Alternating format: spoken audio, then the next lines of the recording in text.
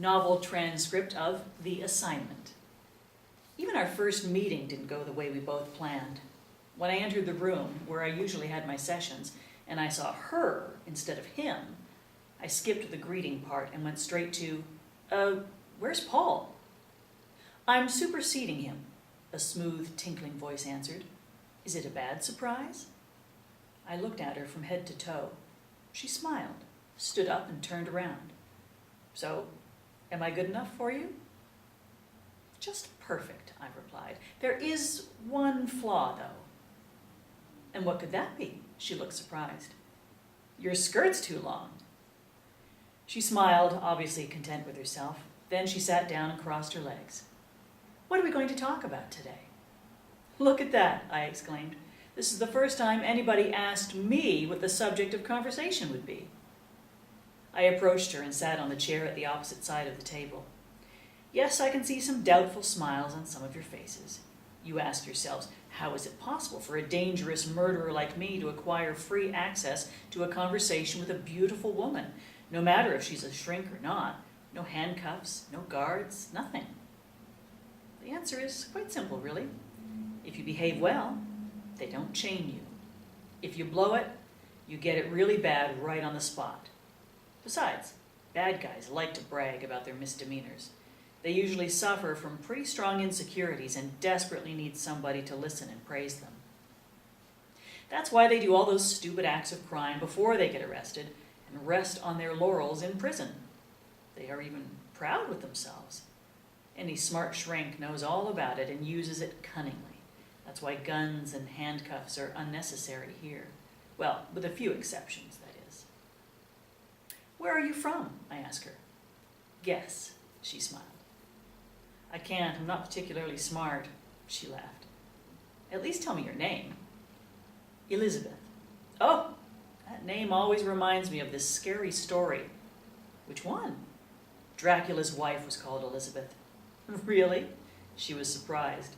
Are you fond of such stories? I enjoy a good love story. A romantic murderer, she muttered to herself thoughtfully. Have you got an idol? Pardon? I didn't get her. Somebody you want to imitate and be like. There are a lot of famous people I like for some of their qualities, I drawled. I'd like to possess some of them. But when it comes to idols, I think I'm way past this age. What do you hate in people the most? Many things. Lying, hypocrisy, triteness, stupidity, sponging on others. I could go on forever. Is there anything you like, then?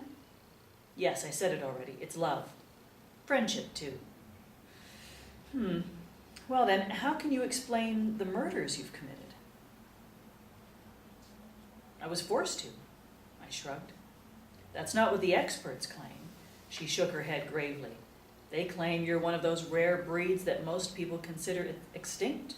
The man-beast breed, which finds no pleasure whatsoever. People with messed up metabolism. Yet in the moment of committing a murder, the production of serotonin, dopamine, noradrenaline, endorphins, and so on rises greatly. Then they experience something resembling a religious ecstasy. And that's when they really feel alive. These are the only moments that actually matter to them, so they keep looking for them. At least they didn't find me schizophrenic, I shrugged. She was looking at me attentively, as if she was looking for a particular reaction in me. What am I supposed to do now? Suddenly she became nervous. Apparently she had imagined our meeting to go to a different direction. She opened a notebook with a jerk, wrote something down, and asked me harshly, "What do you feel when you kill someone?" I didn't answer. She folded her hands on her chest. Then she looked at me coldly and said through clenched teeth, "I asked you a question." "Did you? I'm sorry, I didn't hear it." Her eyes flashed angrily. She continued dryly, "Most likely, I'm the person who decides what's going to happen with you from now on. So what?" I interrupted. "You come in here as if in a zoo to see a rare and interesting species, but it doesn't live up to your expectations. I'm not your test animal. If you want me to participate actively in the conversation and filling in your questionnaire with A answers, at least act politely and tactfully." "You listen to me," she hissed, really mean.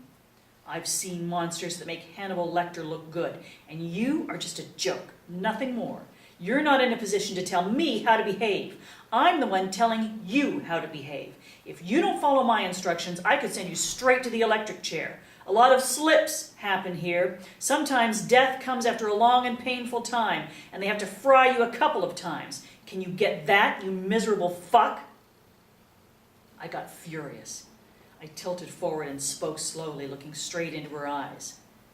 Why don't you give me a blowjob, then let me fuck you hard in your sweet, tight ass? Then you'll be able to feel all the hormones I produce.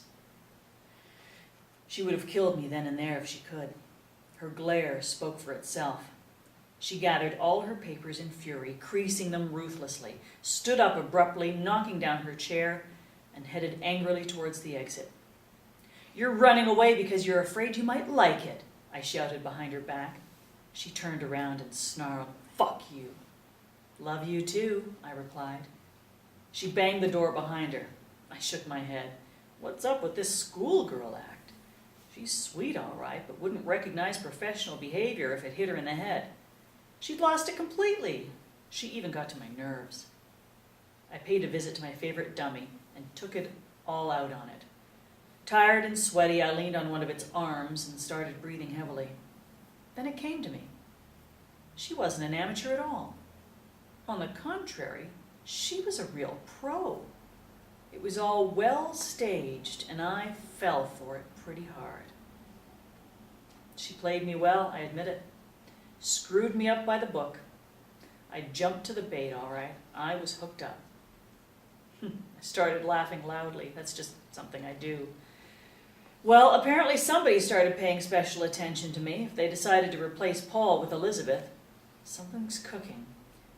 At least it's going to be interesting. I didn't sleep well that night. I was dreaming all kinds of things. In the end, I couldn't take it anymore, and I woke up. I was turning in bed and thinking, what's cooking, and who's cooking it? Who needs me, and for what?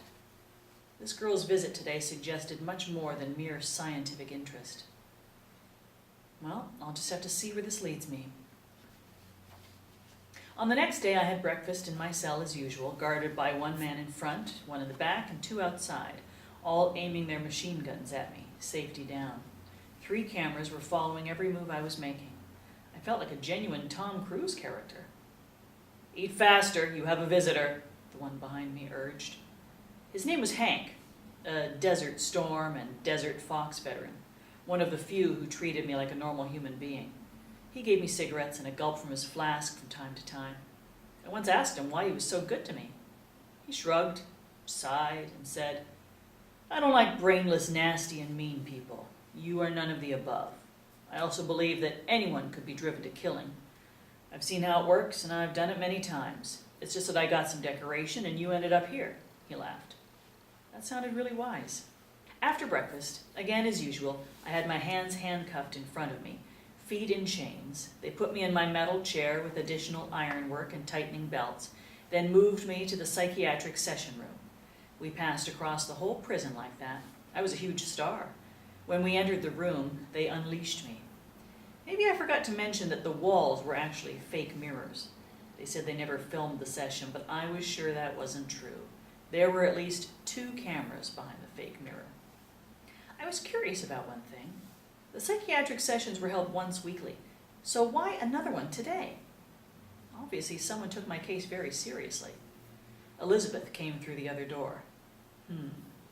Okay, let's play.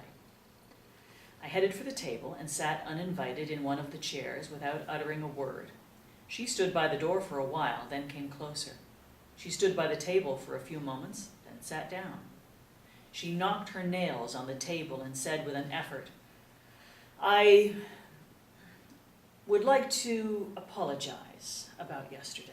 Don't, I interrupted. It's all my fault. I was much ruder than you. She looked at me astonished, and then nodded.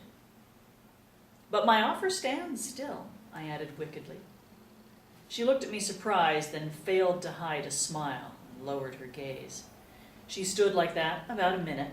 Then she took out her papers from her bag, put them on the table, placed her hand on top, and drawled, So, okay, let's see how it goes today. She was more than attentive and polite. She was almost servile. She was trying very hard not to mess it up. I deliberately tried to show her my most wicked ideas. She would just smile shyly and coquettishly look down, casting a quick glance aside as if she was worried someone might hear and see her act horny.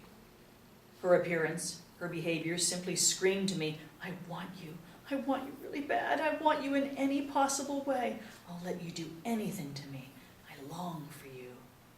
I kept playing the game and wondered who needed this. What were they trying to achieve by bringing me this actress? Why don't I just ask? No, I'll spoil the game. There aren't many forms of entertainment in prison anyway. That's why sooner or later, people here start fighting or fucking each other, or both. There's just nothing else to do.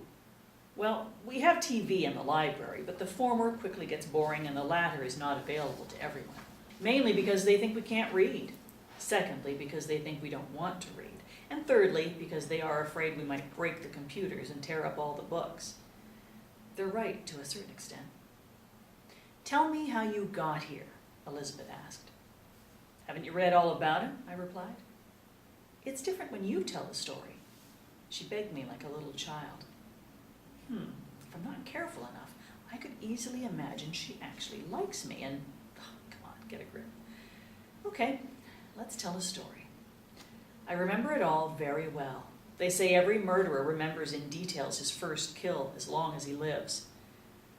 I was coming home after a night shift. I was so beat I could hardly walk. I hadn't slept at all, and a patient had just died in my arms at dawn. I was walking home without thinking. My head was killing me. The light was hurting my eyes, and even half a kilo of ranitidine couldn't inhibit the acids caused by the 2 Niagara Falls of coffee I had drunk during the night. My path was going through the university campus. It was about 20 to 8 in the morning.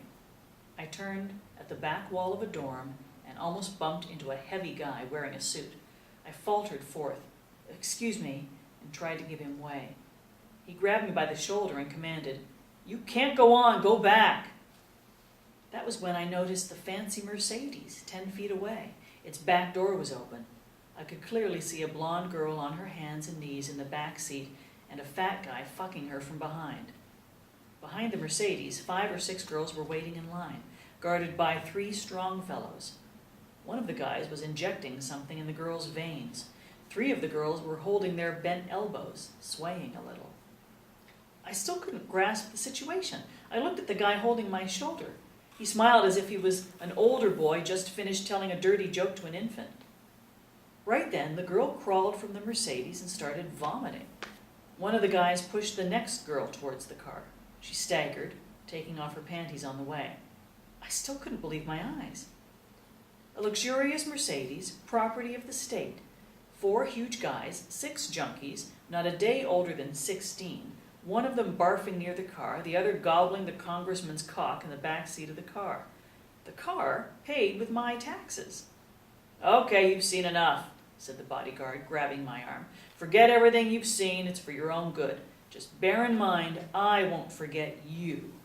He smiled dirtily again. That triggered me. I can clearly remember how I first looked at my watch. It was 7:45, and then said absent-mindedly, "After a night shift like that, the day is going to be really hard." What? He didn't get it. The rest have already noticed me and were heading my way. Such a team spirit. I looked at my guy and smiled. It's nothing. He was just preparing himself for a brain activity when I hit him in the balls with a palm. When he bent forward, I grabbed his throat with my right hand, got his belt with my left, and placing him on my head, I carried him like a shield. I heard the shots and could feel the bullets hit his body. It softened like an old drag. I kept carrying him forward until the shooting ceased. Apparently, the 3 were shooting at the same time because there was quite a noise. After they stopped, I let the body fall on the ground. I could see with the corner of my eye that the 3 bodyguards were reloading. I gave a mighty, beastly roar, quite surprised at myself actually, jumped on the nearest guy and swung as hard as I could to his neck. His flesh turned out to be soft and tender. I plucked out his windpipe, took out his unloaded gun with my left hand and turned to the other two. I was smiling. "Would you mind terribly if I kept this?" And I reached forward, showing them the bloody trophy. The dead body slid down beside me, and one of the other bodyguards dropped his gun. I smiled again. "Gentlemen, you are professionals after all. How could you? Snap out of it." I jumped on the guy who dropped his weapon and hit him hard on the head with the back of the de-windpiped guy's gun.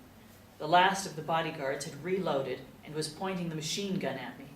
I threw my gun at him and hit the bullseye. His feet got soft, so he had to sit. I heard the engine of the Mercedes. The bastard was trying to escape. I turned around. The car was just setting off. It was a few yards away. I dashed and caught up with it. With a beastly roar, I smashed the driver's window. The fat guy screamed and curled up. The engine coughed and went dead. I reached with my left hand, grabbed the swine by the stout throat, my fingers went deep in the greasy flesh, and shouted, "Get the fuck out!" The door opened. I let go of the sweaty neck for just a second. I barely had the time to bend. The villain shot at me with a hidden gun. I fiercely pulled the door, managed to escape the second shot, and grabbed the greasy fuck by the forelock. He was screaming like a little schoolgirl, yet kept shooting. In order to hit me, he had to shoot near himself, and life was too dear to him to try anything stupid. In a few seconds, he ran out of bullets. I dragged the huge worm out of the car by the hair. He wouldn't stop screaming with his shrill voice and was driving me insane. I kicked him angrily in the fat ass. "Shut up!" He knelt before me and lamented, "Please, spare me, please don't kill me. I'll pay you anything you want. I'll put you up in a good office, please." "What office?" I growled. "My brother-in-law works for the Department of Homeland Security. I can get you a place anywhere you like," he begged. "DHS, huh?" I said quietly. "How long have you been fucking these girls?" He looked down. "How long?" I shouted. 3 months, he uttered. "Get up!" I roared. I started forming a habit of it. "Please spare me. I'll offer you a sweet deal. My brother works for the president." "Shut the hell up!" I came close to his ear. "Get up," I almost whispered. He reluctantly obeyed. I looked at the girls. The sick one stood up, came to us, and kicked the swine in the balls. He squealed and rolled at her feet. She spat on him. "I've had 5 abortions because of you, you sick fuck!" Then she turned to me. "I'm ready to testify in court. Nothing makes sense anymore. My parents disavowed me. I'm hooked on heroin.